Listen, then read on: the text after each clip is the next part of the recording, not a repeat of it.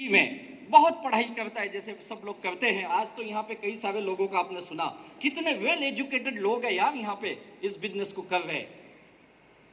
एक कॉलेज था जहाँ पे व्यक्ति पढ़ रहे थे, और जब उनकी लास्ट ईयर थी, मास्टर डिग्री की लास्ट ईयर, तो सारे बच्चे इकट्ठा होते, टीचर इकट्ठा होते हैं और वो प्रण करते हैं कि आज से ठीक 25 साल बाद, जब हम सबकी उम्र करीब करीब 50 साल के आसपास होगी, क्योंकि उस वक्त मास्टर करते करते 23-24 साल का हो ही जाता है, जब आज से हम 50 साल के हो जाएंगे, 25 साल बाद हम सब इसी कॉलेज में मिलेंगे और अपनी अपनी कहानी उस दिन शेयर करेंगे। और उनका वहाँ से जब वो कॉलेज से निकलते हैं, सब अपने अपने काम धंधे पे लगते हैं, कोई जॉब किया, कोई बिजनेस किया, कोई अलग अलग प्रोफेशन में थे।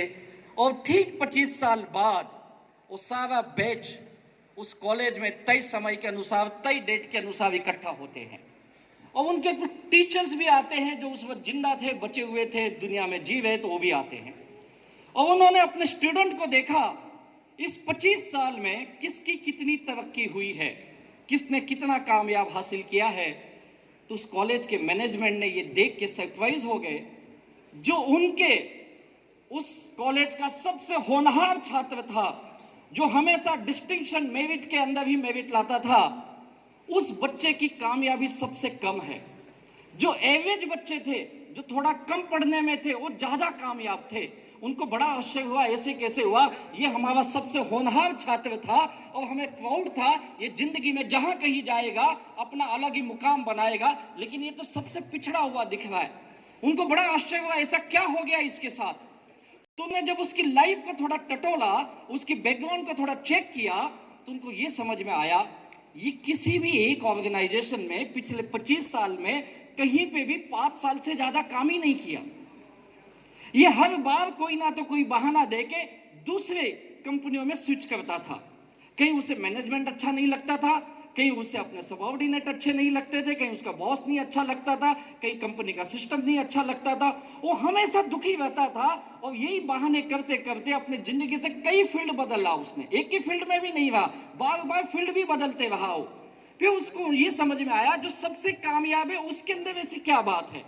तो उन्होंने ये पाया, जो उस कॉलेज में सबसे एवरेज बच्चा था, वो बड़ी कामयाबी में था, करोड़ों का मालिक था, बड़ी सक्सेस थी उसके पीछे।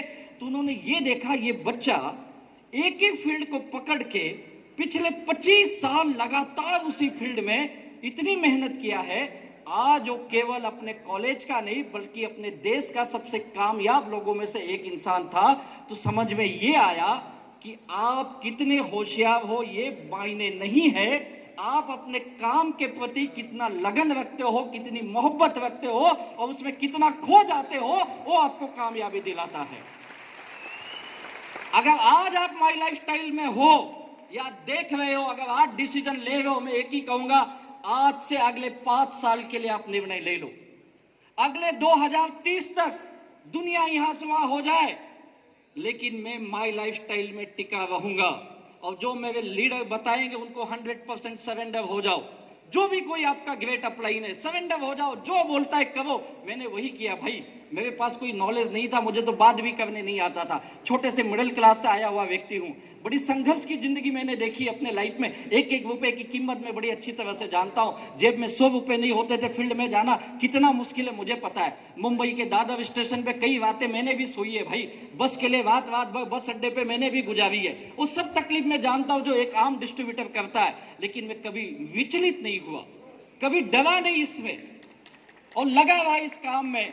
और वही मैं आज आपको बता रहा हूं, अगर आप भी लगे रहे अगले 5 साल, देखिए 2025 आ गया, देखते देखते आ गया, आपने क्या कर लिया 2025 में बताओ ना। पिछले 5 साल में अपना इतिहास देखो, कहां है हम। वही 25-50 हजार की नौकरी में आप इतने बिजी हो, इतने मशगूल हो कि आपको आगे बढ़ने की सोच ही नहीं आती है। आप यही टाइम नहीं है, ये नहीं है, वो नहीं है, उसी में फंसे हो। भैया अगले 5 साल, मैंने बोलता 24 घंटे ये कर ले, 4 घंटे ईमानदारी से प्रतिदिन अगर आप माई लाइफस्टाइल को दे देते हो, जो आपके लीडर बताते वैसा काम कर देते हो, तो लिख के देता हूं अगले 2030 में यहां बैठा हुआ हर व्यक्ति इस बिजनेस का करोड़ों का मालिक होगा। तो बनना चाहते हो, कामयाब बनना चाहते हो, तो मुझे बताओ आप सबसे ज्यादा मोहब्बत किससे करते हो। अपने परिवार से करते होगे और किसी से करते हो तो